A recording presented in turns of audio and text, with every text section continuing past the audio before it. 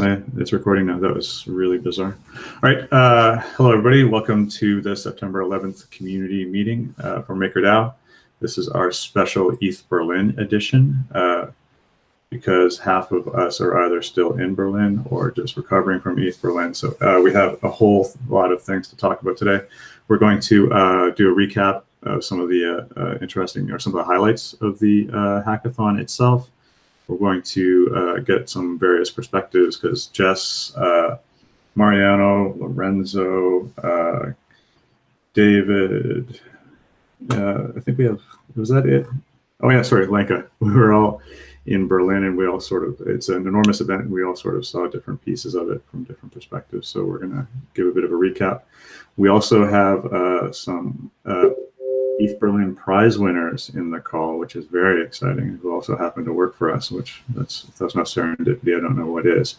So David, Terry, and Lorenzo will be giving us a walkthrough of their winning dapp, the CDP Liquidator, in a bit. And Mariano, someday you're gonna have to explain to me how to pronounce your last name. Mariano DP will be giving us a recap of what's happening in South America as well. So let's get things kicked off. So yeah, I'm going to talk just a little bit about what happened with me at ETHBerlin, but I'm not going to get into a lot of detail because Lenka actually stepped up and gave us a great recap, and I'll let her cover most of that. But you generally conflicted when it comes to conferences. Sometimes it's worth it, sometimes it's not, but ETHBerlin was definitely worth it. That was an amazing time. We saw a lot of really great developments, a lot of amazing hacks on the ground, but there's also a tremendous opportunity to get face-to-face with a lot of the movers and shakers in the space, the crypto space, which leads to a lot of really interesting conversations and a lot of people making connections that we might not have otherwise made. And so I know personally 3 or 4 initiatives that I'm involved with were rapidly accelerated over the course of a day and a half of chatting. And that'll have some measurable effects soon as we begin to release more information once things happen to the community. One of the major projects that I was involved with was something that I started calling recoining the uncoined, which sounds a bit silly, and it was a bit silly because what we were doing, we were handing out physical DAI coins that had QR codes and NFC tags attached to them, and when people scanned and or rubbed them up against the back of their phone, it would load a dapp, and that dapp would put ETH on the wallet's local, and put DAI in the phone's local wallet. It's an interesting thing to do at a conference, but one of the great things, or one of the compelling things about this application is there's functionality built into it that's fairly revolutionary. And what that functionality is a method to deposit DAI into a user's wallet without incurring a transaction fee, which is an enormous benefit when it comes to onboarding people in emerging markets or onboarding people that have just never had any experience with crypto. So one of the things that we discovered over the course of the last few, maybe a couple of months, I guess, is giving somebody a token is an absurdly difficult process. It involves, from a dead start, it involves explaining what crypto is, explaining what a wallet is, explaining what an address is, explaining what a dapp is, and then explaining what a transaction fee is. And if you're very unlucky, that conversation ends up with, now it's time for you to pull out your credit card and sign up at Coinbase, which is too much for, at least it's too much for my grandmother, and it's too much for most, I think. And if our experience at ETHBerlin is any indication, it's too much for a lot of the luminaries in the crypto space as well, because we found out that I'd say maybe 40% of the people that we handed these tokens out to at the hackathon didn't actually have a wallet installed on their local phone. I'm not going to name any names, but that's a shocking anecdotal stat. But anyway, so we have this application that allows people to get onboarded simply by scanning a code, and that once they scan that code, it loads up, it kicks off a browser. That browser does some tests of the local OS, and then it determines what wallets are installed, and then it finds an appropriate wallet, and then it does an accurate deep link into the dapp browser of that wallet, automatically, and then it loads up the web page automatically, and it just provides a single button that somebody can click, and then once they wait for a few blocks, they have DAI in their account. And I'm enormously excited about the potential behind that, because once we take the little plastic token and the conference aspect out of it, we now have a way of just sending people unique links or text messages or chat messages. And if they click it, they get to have DAI. That costs them nothing to acquire. So that was one of the really interesting things that I was involved with at the conference. We ended up handing out maybe 150 of these things to people from all levels of crypto, from absolute beginners to hedge fund managers to heads of products for major web browsers. I won't mention any names. So we ran the whole gamut, and every single person was blown away by it. And so we're going to continue working on this as a method to onboard people in emerging markets. I talked much longer than I expected to talk about only one topic, so I'm going to stop there. And maybe Lenka, if you want to jump in, or Jess, if you guys want to talk about something that you found compelling at ETHBerlin, and then maybe we can jump in with some questions afterwards if anybody else wants to get some of the dirty details. Yeah, absolutely. So one of the cool things we did with the physical tokens was we actually did a sort of an event which we called a dappy hour, which was essentially our version of a happy hour, in which the people that had DAI in their wallets were able to show up to a bar somewhat near the venue and send some DAI into a QR code that we posted along the walls there in order to receive some drinks. So it was a good time and a big time there. And it was nice to see people in a physical space actually talking about DAI and talking about sending DAI and watching them open up their wallets. Yeah, it was really cool. It's another example of one of those things that sounds kind of silly, but we had some very serious business cases sort of driving this whole process, because we had a large assembly of sort of captive usability testers. And so we were able to see how hard is it for people to understand a crypto transaction, how hard is it for them to get it onto their wallets, how hard is it for them to scan QR codes, are they comfortable with the experience? And so we gathered a lot of really incidental anecdotal data, but at the same time became enormously popular with a large group of people in this space, thanks to Jess. So that was a great event too. Lenka, do you want to talk about some of the stuff you saw? You did a lot of the heavy lifting at the booth, and so I know you had a lot of conversations with them. I first want to share with you that this cool physical representation of the DAI token that you two, Rich and Jessica, came up with, it was really loved by people. It was sort of a gimmick, but it was really cool to have something physical. It built really good relations between the project, the abstract project, and the real usage. And I think although we oversimplified it in the application for the DAI happy hour, I think people are really happy about it and they really enjoyed it. And they took it home as a souvenir. So that was really, really cool. So many points to both of you for creating this. I think it was a really pleasant party. Yes, I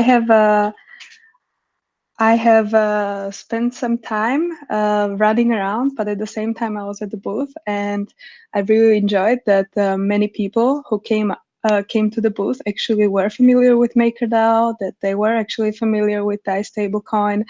I even had a couple people coming to me and actually saying, hey, for instance, can I mention names? That's okay, right? Yeah. I think so. I'll delete it out if we can't. Okay. For instance, Sunny, head of product from Kyber, came to us and said, actually, that is the most traded asset on our exchange. So that was really cool. And I'm absolutely sorry, I missed the name of someone else, but someone came to me and said, I actually self-funded my startup with help of Maker CDP. So it was really cool. I really wish that it comes back to me in my memory. Yes, some nice chats with guys from Opera, actually showing, hey, we're listing your token in our wallet. And high fives to the Ether guys for featuring and promoting DAI in their beta app launch. There were a lot of people from Consensus and Ethereum Foundation we had some great talks with. And yes, I think some of you had enjoyed the streams by Live Peeper. Yes, that was really cool because there were so many people. There were 700 people in the first day of conference at Factory Meta, and there were around 900 people in the other factory by Gorlice Park, which is the main venue for the last 2 days for the hackathon. And the DAI Happy Hour and the workshop that Jessica organized the day before, that also was at the same venue where we held the DAI Happy Hour Rattlers. Yes, and there were actually many hackers who I hope will join our team eventually.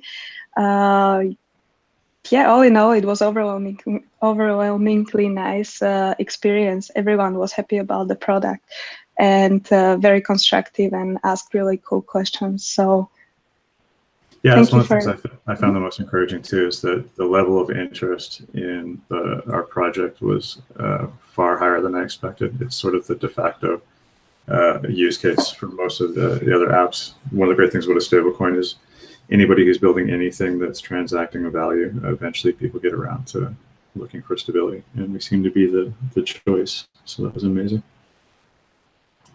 Yeah, great experience. Mariano, I know that I didn't give you any warning, but you did some talks about the oracles. Did you want to say anything about that?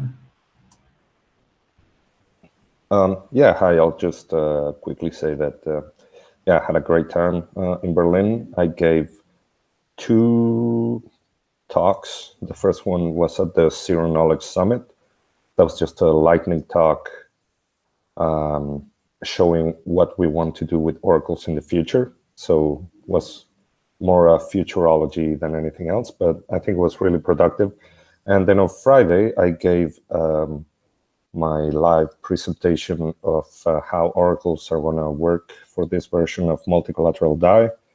I'm going to be looking for the video and posting it because I think it was pretty cool. I actually encouraged the audience to work as my oracles, and they did give me live data, and a couple tried to act as bad actors, but since we medianized the data, it ended up being fine, although I had prepared something in case we had 2 out of 3 bad actors. But the conference actually went pretty great. And yeah, I mean, a lot of people came to me afterwards saying that either they had seen it or they wanted to get more involved with either Maker or DAI, and it was overall a great week. Yeah, it's one of your talk, it was amazing, and there was tons of good responses. But I think one of the things that I knew, but I forget every once in a while, that I'm constantly reminded of, is that our Oracle system is becoming increasingly popular as sort of an integral part of the overall Ethereum infrastructure. I heard from 3 or 4 projects that they either are using our oracles to get accurate pricing, or they're planning to soon. So that was really impressive.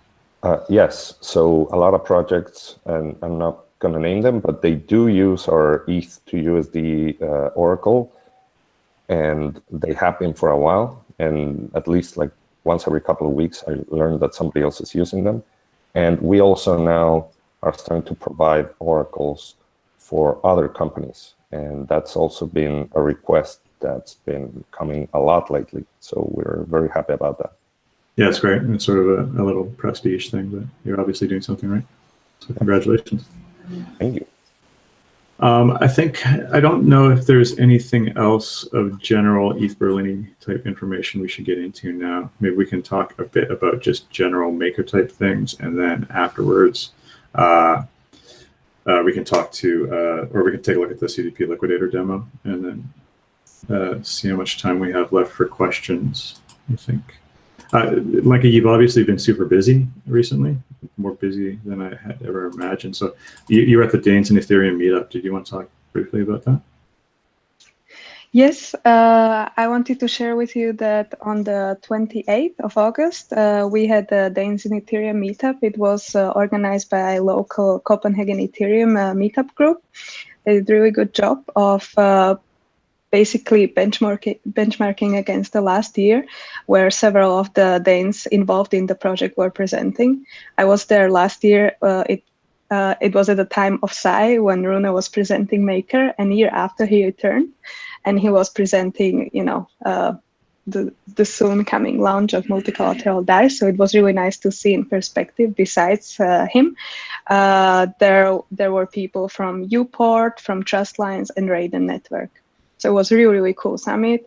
Meetup, and we gave away some T-shirts, and we had really nice engagement and really cool questions being asked. Yes, and afterwards, around the time of Berlin Blockchain Week, it's been clashing with Tech Festival. There was an event taking place here in Copenhagen. I don't know exact numbers, but there were 300 plus different events, and we participated in several. 3 meetups and 1 summit, because those were the format types. There was, again, in collaboration with the local Copenhagen Ethereum meetup group, there was a meetup called Getting Friendly with Decentralized Web, where Rune was giving a presentation and also discussing decentralized web for creating better future panel, having questions from the audience, again, very good ones. Slightly before that, I had a little panel discussion about cryptocurrency in everyday life. And the day after, there was some hacking done by the same meetup group where we learned about some interesting project. And the following day, the day when the ETHBerlin started, I participated in the Community Leadership Summit, which was really insightful in terms of how communities should be, or what are the best practices in community management nowadays when we have the technology. And I was super happy to find out that some of the best practices showcased were actually those that Maker applies themselves. Transparency, community involvement, being human when admitting to a mistake, or when overstepping something or doing something wrong, fixing it. So a lot of these principles we actually adhere to, so it was great to hear. And also I met with the State of the dApps lady, Fall. So that was another great meetup in Copenhagen. And then I joined everyone at Berlin. So a lot of things have been happening, and it's been really great. And so far, only positive feedback. That's amazing. Jess and I sat in on an informal panel on Tuesday, or no, Wednesday, Monday. It must have been Monday. I'm losing track of my days. We were talking about community issues, and one of the topics that came up was how do we deal with engagement exhaustion when organizations reveal or generate too much content. And I think that it sounds like you're kind of in the same boat as we were. It was a strange topic because it didn't seem like many other projects were having that problem. So we didn't get a lot of feedback, but we'll figure it out soon, I guess. All right. And the Singapore visit, right? Oh, yes. We don't have all the details yet, but you said that there was some great feedback from Mariano. I can maybe, am I not muted? Okay. I can maybe give you very, very brief overview, because besides Rune, our head of finance, who just arrived to Copenhagen office last week, has already been recruited to join Rune for the visit to Singapore. It was together with the Minister of Business, Danish Minister of Business, and there was some rich program for the minister, and one of those events was a workshop on the 11th, where there were around 150 different local startups and entrepreneurs and different organizations invited by the embassy. Besides the Minister of Trade, where Rune was giving presentation, promoting different partnerships and trying to, open the dialogue about creating more partnerships, because there are a lot of parallels between the local Copenhagen, or between Danish and Singapore scene. So and I heard from him that it went really well. They also been participating in several other receptions and events, and also had a lot of meetings with local exchanges or banks, etc. So it's been really great when it comes to building presence in Singapore. And I must say, Jocelyn, who is our latest colleague in the community team, community lead for Singapore, has done a really great job in helping on site and being part of that. I did just a little bit from here, but I couldn't do the great job she did. So I hope next time we'll get to talk to her about that. Amazing. There's a lot going on. It occurs to me that we sort of plowed through about 50 different things, and we didn't pause for questions. So if anybody does have any questions, feel free to interrupt or type something in the chat window, and we'll make sure that we address it when we can. I think that brings us to some of the online sort of technical milestone things that have happened recently. One of the big things coming up, we obviously have our foundation vote on September 12th, which will be held at 9 a.m. PST, which is what, 1400 European time? Is that true? Lenka, what's 9 a.m. PST? Oh, sorry, you're muted, I think.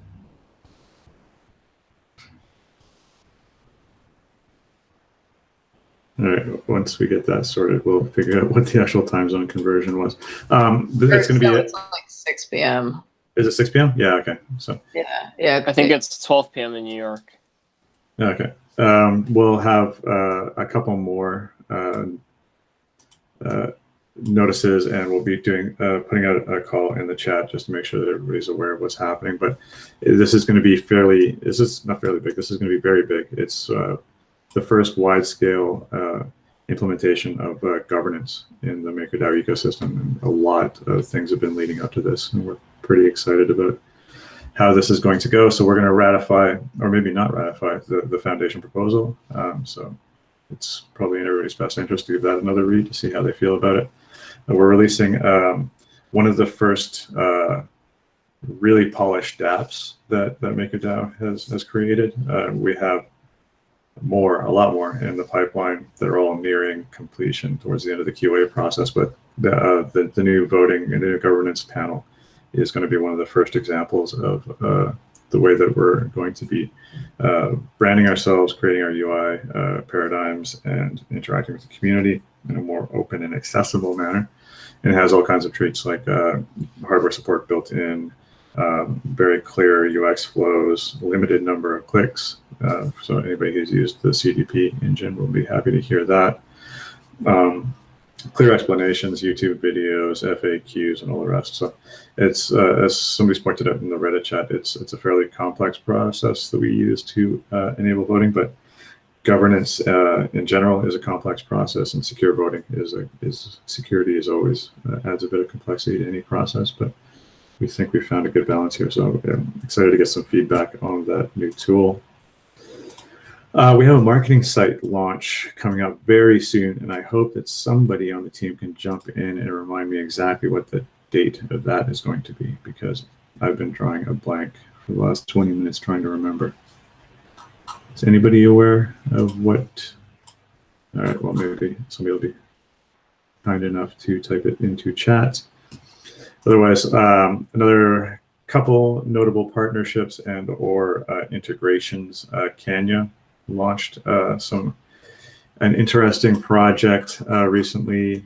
They announced it today. Hedged escrow. That actually requires a bit of a read to understand, and it's another example of a project that's leveraging parts of our infrastructure, or at least the data that our infrastructure provides, which is definitely a signal towards some confidence in our infrastructure. They're using the price of Ethereum, I believe, or maybe the price of DAI. I'll have to reread it, but the fact that they're using our infrastructure is nice. Total is a project that's attempting to solve one of the major problems in the DEX world, at least as far as I'm concerned, is this reluctance for people to share liquidity pools, which I've always found enormously frustrating. Total is sort of trying to solve that problem from a third-party perspective, just by aggregating everybody's liquidity pools and then putting a UI in front of it. which is good news for all of us. And they've integrated with Oasis DEX, which is great. So we might be seeing some better liquidity for Maker and DAI there, which is good news. I think that's that's it for the technical milestones, I think. So I'm going to stop while I'm ahead. Mariano, I'd like to kick it over to you, actually. I know that you have a great deal of things happening in South America. Maybe you can fill us in on some of the highlights. Mariano DP, that is. Can you hear me well? I know that I have like ambient noise. Yeah, you're sounding good now. You hear me well? Yeah, it's all right now. I think you're good. Okay. Well, yes, guys. Hi, everybody. Mariano from Argentina, community lead from South America. We have two good news. The first one is that we will be sponsoring a blockchain summit Colombia. I will leave the link on the chat.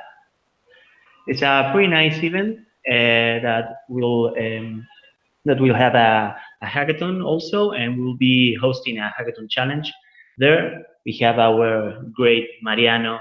I would say Mariano number 1. I'm the Mariano number 2. Mariano Conti will be one of the main speakers of the event. We have to see what is he's going to talk about. Probably prices, I guess, from his perspective about oracles. And it's pretty exciting event because this blockchain summit conference, even hackathon, is a lot of things. It's happening also in Uruguay. Uruguay was the best week to place there. It also happens at Chile. Chile was in 2017, and hopefully we will have an edition in Argentina too pretty soon. Okay. The second good notice that I have is we will be also sponsoring an event here in Argentina called Crypto Mondays. It's a meetup where businesses that are looking to get into cryptocurrencies and people that are looking to get into currencies come here and talk to each other. We connect, we do some networking, and we thought that it was cool to sponsor this next Crypto Mondays because I don't know if many of you know, but for example in Argentina, a couple of days ago, our currency was devaluated like a 20% in a single day. So people are starting to get crazy about, the dollar, or maybe to get something that can be useful as a store of value, right? So we thought that this was a nice spot to get, a nice opportunity to sponsor the talk around MakerDAO, around DAI, and how we are working, right, to get that adopted across all the continent. What else do I have? Well, we are in the business side of things. We are working with Nadia full steam, doing some business meetings with some of the biggest exchanges here on the region. We start conversations, and what else can we say? DAI, as Lenka said, with all the people that talk to her, we are getting like the best messages out of DAI, right? And that is something that makes us feel really, really proud of the people working and all the products, and well, the governance voting that we will have tomorrow. It's like a lot of things are happening at the same time, and it's something like, it's, I don't know how to put it, but it makes me feel like a proud and joy. This is a very strange word, but it's really good. I don't have anything else from South America, Rich. That's great. Thanks for the update. Yeah, that's horrible news. I had no idea it was that bad. So I hope things are all right economically down there. I know what you mean, though. We kind of got that same feeling at ETHBerlin. On the one hand, we're kind of in this modern metropolis of the future, kind of talking about cryptocurrencies, but the focus of a lot of the conversations were how do we actually get DAI into the hands of people that really need it, and it's definitely not us. And the focus for everybody was in emerging economies and economies that are at risk. So it's great to hear that Just there's. to give you a perspective here, for example, today is taking place a weird program from the government that is called the Green Sale, in which you can buy dollars at a discount, but you are not allowed to touch those dollars for 200 days. So you will have those dollars on your bank account, but you are not allowed to take them out in a 200 days time frame. So that's kind of the things that are happening here. It's kind of a crazy actions and programs. I don't know. It's really weird. They're enforcing you to hold your money. Yes. Yeah. Very much like a scammy ICO. Yeah. Wow. Yeah. It's hard to rebuild that confidence. All right. I think that's that might be for it for the general high level stuff. David, are you still here? Did you survive all of that? I'm here. Great. Do you want to give us a demo? Actually, let us know. Remind us again what prize you won, and talk a bit about how that was, and then we'll take a look at the app. Yeah, I mean, we won one of the kind of the open track. There were 10 people selected as winners, and so we were one of the 10 teams, which was great. Just, I mean, credit where it's due. Definitely, it wasn't our idea. It was Lorenzo and I built it, but Lev, who I guess most people here know as economics guru, provided us with the idea actually. So, thanks, Lev. Is he getting a cut of the prize money? I think we'll probably try and give Lev some of the cut because the prize would be nice. Yeah. Anyway, so what did we actually build? It was. I think everyone should be aware that having your CDP get like automatically liquidated or bitten is like really undesirable because of this 13% fee. But it can be, and obviously it does happen to a lot of people, that if you have your CDP position and it becomes risky, you might not have enough kind of liquidity on hand to actually go out and close the CDP yourself. And so you'll be forced to kind of be liquidated by the system. So we created some new kind of smart contracts that are separate to the core kind of DAI stablecoin system, DAI credit system, that should solve this problem or kind of provide a way for people to liquidate their CDPs for a much lower fee if they don't have enough kind of DAI or liquidity on hand to close it out themselves. The way that's done is we created a smart contract, and people can pay that smart contract to close their CDPs for them. So the smart contract, which we call the liquidator, is funded with a large amount of DAI. People give their CDPs to the contract. The contract pays off the DAI debt and then returns the excess collateral to the user. So that's the difference between the total collateral minus the value of the outstanding debt will go back to the original owner of the CDP. And the contract also takes a fee, a small fee, less than the 13% that the main kind of system takes. That's pretty much the kind of core idea. This is nice because then people who have risky CDPs can close them without the 13% fee. And also DAI holders, this I forgot to say. So the fee then can be distributed to the people who funded the contract with their DAI. So anyone can put money into the DAI, and then they'll earn anyone can put their DAI into the liquidator, and then they'll earn some kind of passive income with their DAI because they'll take a cut of the fees that the contract receives. Oh, wow, that's fascinating. I didn't know about that part. So it's sort of like a mechanism to short a CDP owner. A mechanism to short the CDP. I don't know if so you're looking to, if you assume that the market, the ETH is going to tank, a lot of CDPs are going to be placed at risk. You can take some of your DAI, stick it into this contract, and hope to make a profit off of those CDPs. Right. Yeah, totally. Yeah, I hadn't thought of that aspect, but yeah, that's true.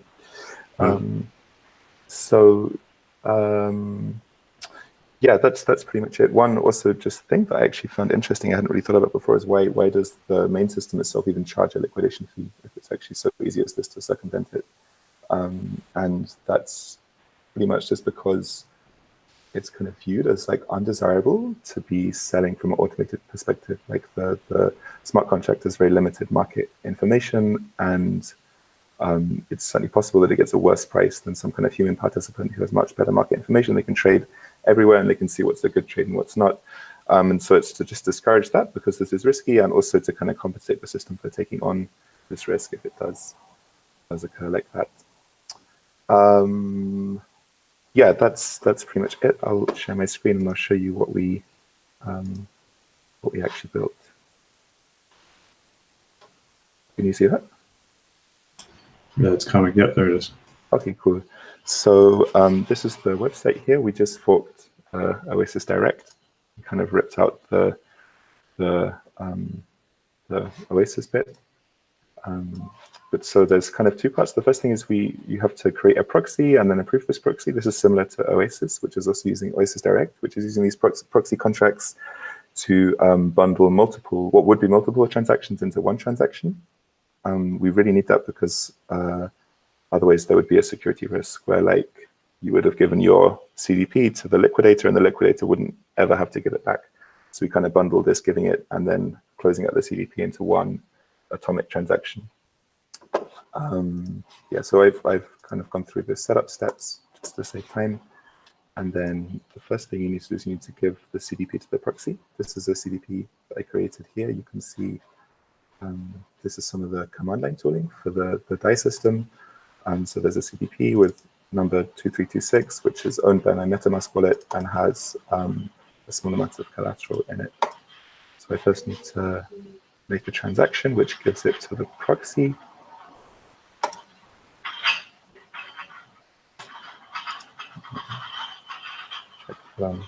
This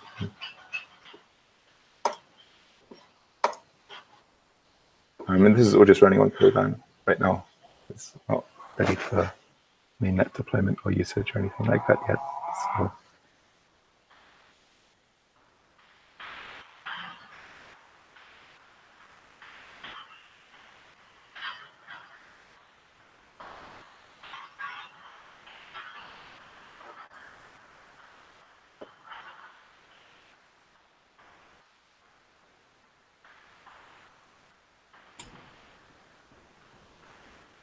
okay, cool. And so if we look at the CDP again, we should see that the owner has changed. So this is then the address of the proxy, and we can call close CDP.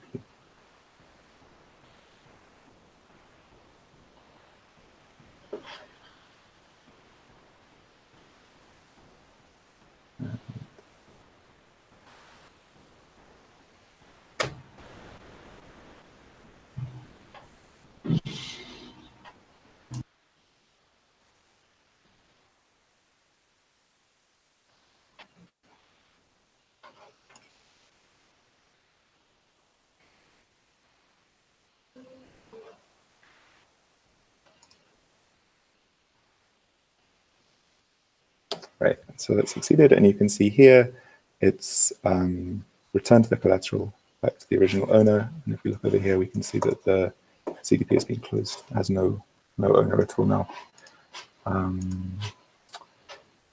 Yeah, that's it. Is there a contract that we could see the DAI stakers cut having increased, or does that only happen when the CDP is risky?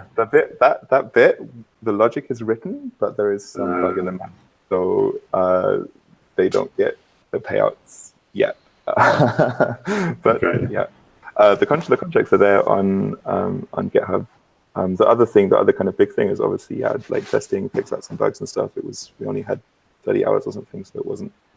It's a lot to do. Polish the UI, and then also the other thing that would be really nice is if it would sell the collateral for DAI, so it could even do this automatically, so it's actually never holding collateral. It's never exposed to the risk. Yeah, because presumably if somebody's using that tool, it's because Ether or the value of whatever the underlying collateral is rapidly dropping. Yeah, right? Yeah. I would assume the same. what's your do some questions? What's your plan for the future? What are you going to do with this?